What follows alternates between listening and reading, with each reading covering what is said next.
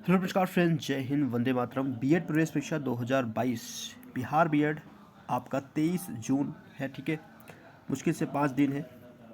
और बिहार बीएड और UP BEd आपका 6 जुलाई है। तो इसमें भी आपको मुश्किल से 15 दिन आप मान के लिए मैक्स टू मैप आपको मिलेगा। बाकी तो बचे हुए दिनों में और भी अच्छी प्रिपरेशन आप लोग को करना है। ठीक है, तो क्वेश्चन स्टार्ट करते हैं। भारतीय रिजर्व बैंक के गवर्नर का कार्यकाल कितनी अवधि का होता है? पूछ रहा है आरबीआई का गवर्नर का कार्यकाल कितने साल का होता है। देखो 3 साल का होता है फर्स्ट चीज़। और आरबीआई का जो गवर्नर है अभी वर्तमान की अगर बात करें तो शक्तिकांत दास है। शक्तिकांत दास, ठीक है, वर्तमान में गवर्नर है। और आरबीआई का अगर मुख्यालय की बात करें, हेडक्वार्टर की बात करें, तो हेडक्वार्टर इसका मुंबई में है। क्लियर है, ये बेसिक चीज़ें आपको याद रखना है। नेक्स्ट चीज़ है कि इस्टेब्लिश कब किया गया था आरबीआई को। आरबीआई को इस्टेब्लिश कब किया गया था? तो 1935 में इस्टेब्लिश किया गया था, 1935 में। ओके, और आरबीआई के पहले गवर्नर कौन थे? फर्स्ट गवर्नर कौन थे? तो देखो पहले जो गवर्नर थे उनका नाम याद रखिएगा, सर ऑसबोर्न। ऑसबोर्न, ठीक है, ऑसबोर्न स्मिथ, यहाँ लिख देते हैं, ऑसबोर्न स्मिथ। इतना सारा डाटा ही आपको याद रखना है आरबीआई से संबंधित। क्वेश्चन नंबर 70 देखते हैं हम लोग। 77, वित्तीय विधेयक एक विधेयक है। ठीक है, वित्तीय विधेयक वह विधेयक है जो कि सरकार के द्वारा करों आदि के द्वारा जुड़ाई गई। कर मतलब टैक्स। तो सरकार के द्वारा टैक्स जो जुड़ाई जाती है, इकट्ठी की जाती है, ठीक है, कलेक्शन किया जाता है, उन धनराशि को प्रयोग करने का प्राधिकार देता है। ठीक है, क्लियर हो गया। चलिए नेक्स्ट क्वेश्चन है आपका 71, चिपको आंदोलन संबंधित किससे है? चिपको आंदोलन ये संबंधित है आपका वन संरक्षण से संबंधित है। इंपॉर्टेंट क्वेश्चन है। चिपको आंदोलन, ये जो आंदोलन चलाया गया था ये उत्तराखंड राज्य में चलाया गया था। तब ये भारत का अंग, तब मतलब उत्तर प्रदेश का ये भाग था। ठीक है, और किसानों ने वृक्ष की कटाई का विरोध किया था। क्लियर है, तो ये आंदोलन चिपको आंदोलन के नाम से जाना जाता है। और महत्वपूर्ण पर्यावरण सुरक्षा का एक महत्वपूर्ण आंदोलन था। तो ऑप्शन में अगर देखते हैं तो वन संरक्षण लिखा रहेगा, इस पर आपको टिक करना है। नेक्स्ट क्वेश्चन है 72, वायुमंडल में पाए जाने वाले धूल कणों को आर्द्रताग्राही कण कहते हैं, क्योंकि वे अच्छे संग्रहण केंद्र होते हैं, ये जल का शोषण होते हैं, इनके इर्द गिर्द हवा ठंडी होने से संग्रहण की प्रक्रिया होती है। तीनों ऑप्शंस करेक्ट है, इसमें उपयुक्त में थे सभी सही है। डी ऑप्शंस करेक्ट है 72 का। नेक्स्ट क्वेश्चन है आपका 73, जब जहाज अंतर्राष्ट्रीय तिथि रेखा को पश्चिम से पूरब पार करता है तो एक दिन बढ़ जाता है। ऑप्शन ए आपका करेक्ट है 73 का। जीव मिल्खा सिंह किस खेल से संबंधित हैं? ठीक है, जीव मिल्खा सिंह ये किस खेल से संबंधित है? ये संबंधित है आपके गोल्फ से। किससे संबंधित है? गोल्फ। अच्छा, जीव मिल्खा सिंह कौन है? ये मिल्खा सिंह जिनको हम फ्लाइंग सिख बोलते हैं, ठीक है, तो उनके पुत्र हैं। ठीक है, उनके क्या हैं? ये पुत्र हैं। मिल्खा सिंह ज़्यादा फेमस थे जीव मिल्खा सिंह से। ठीक है, तो मिल्खा सिंह के पुत्र थे जीव मिल्खा सिंह, जो कि एक गोल्फ प्लेयर थे। और मिल्खा सिंह तो एक क्या थे? मिल्खा सिंह एक धावक थे। ठीक है, धावक। फिरोज तुगलक द्वारा स्थापित दार उल शफा ये क्या था? दार उल शफा, फिरोज शाह तुगलक इनको द्वारा इस्टेब्लिश किया गया था। यह एक क्या था? खैराती अस्पताल था। रोगियों की चिकित्सा के लिए फिरोज शाह तुगलक ने दिल्ली में दार उल सफ़ा खैराती दवाखाना की स्थापना किया था। ठीक है, तो ऑप्शन बी करेक्ट है आपका। ठीक है, किस तिथि को नीति आयोग अस्तित्व में आया था? नीति आयोग किस तिथि को अस्तित्व में आया था? तो 1 जनवरी 2015, ऑप्शन डी। क्वेश्चन नंबर 79, वर्ष 2005 में द्वितीय प्रशासनिक सुधार आयोग किसकी अध्यक्षता में बनाया गया था? 2005 में द्वितीय प्रशासनिक सुधार आयोग किसकी अध्यक्षता में बनाया गया था? किसकी अध्यक्षता बनाया गया था? तो अध्यक्षता किया था वी मोइली ने। किसने किया था डियर? वी मोइली, मतलब इनका पूरा नाम वीरप्पन मोइली है।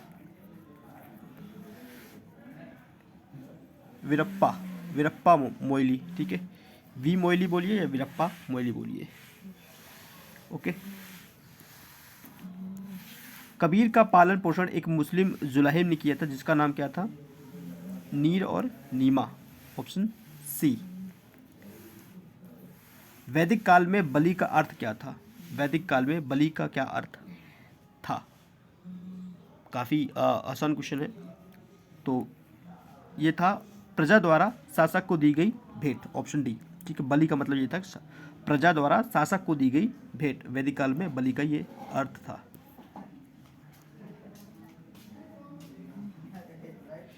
किस सतवाहन राजा ने स्वयं एक ब्रह्म की उपाधि धारण की थी? एक ब्रह्म की उपाधि धारण किया था। तो ये थे आपके गौतमीपुत्र शातकर्णी, ठीक है। गौतमपुत्र शातकर्णी, ऑप्शन सी आपका करेक्ट है। कौन से बौद्ध ग्रंथ में 16 जनपद का उल्लेख मिलता है? 16 जनपद का उल्लेख मिलता है, ये मिलता है अंग्युतर निकाय, ऑप्शन ए, ये इंपॉर्टेंट है। किस शासक ने, निम्नलिखित में से किस शासक ने भारत में इक्ता व्यवस्था प्रारंभ किया था? इक्ता व्यवस्था प्रारंभ किस शासक ने किया था?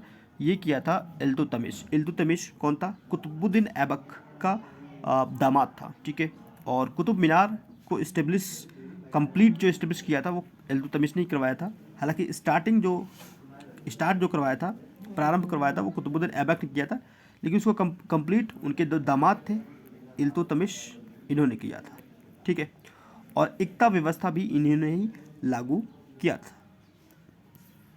बुलंद दरवाज़ा किसके द्वारा बनवाया गया था? ये बनवाया गया था अकबर के द्वारा, ठीक है।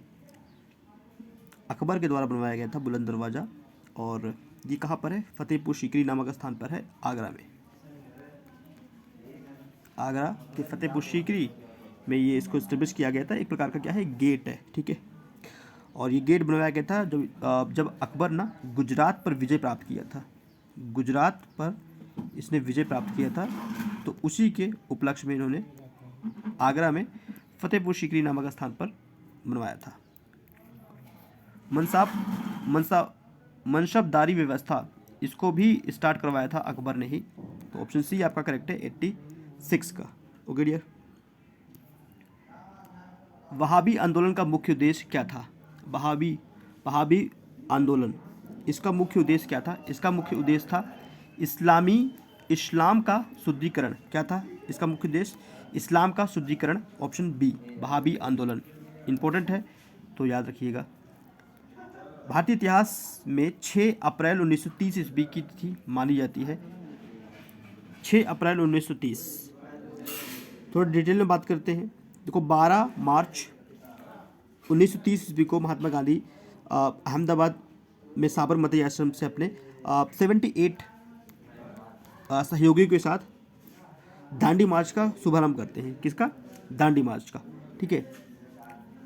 दांडी मार्च का शुभारंभ करते हैं और लगभग 24 दिनों की उन्होंने पैदल यात्रा की। और उसके बाद गांधी जी ने 5 अप्रैल 1930 ईस्वी को दांडी पहुँचे।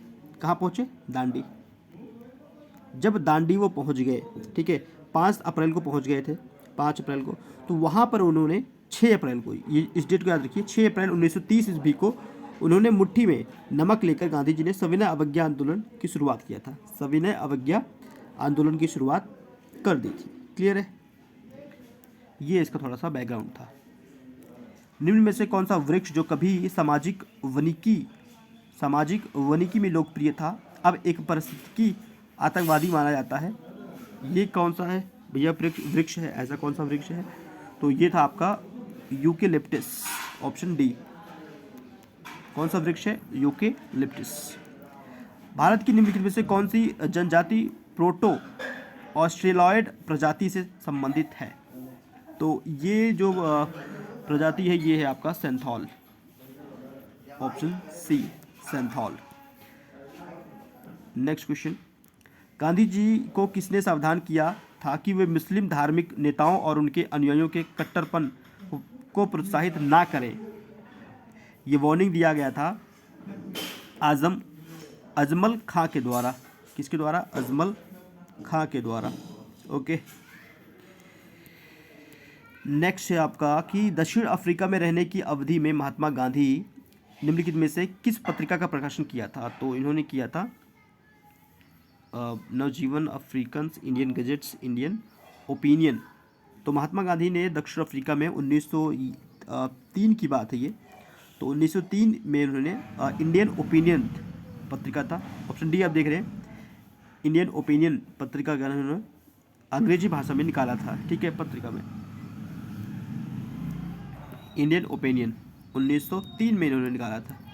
निम्न में से किस राज्य की सीमा बांग्लादेश से नहीं मिलती है? ये क्वेश्चन कई बार मैंने रिपीट करवाया है।